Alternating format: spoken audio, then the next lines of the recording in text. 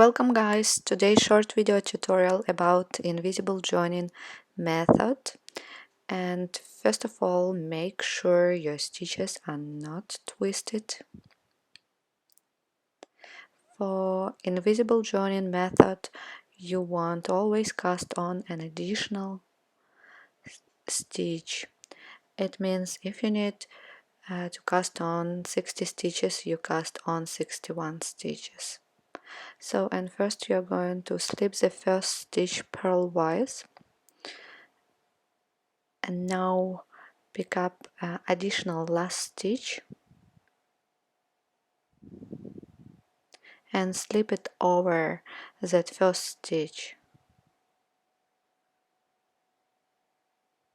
and drop it.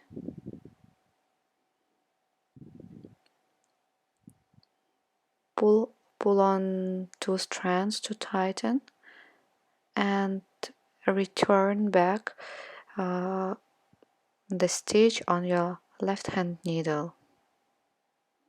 Now you can place marker and start knitting what you're supposed to knit.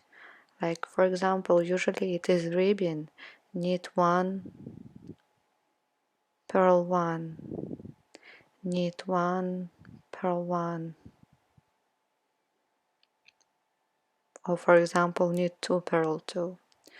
That's how it looks. Thank you so much for watching. I hope you have enjoyed this video. Hope to see you soon. Bye.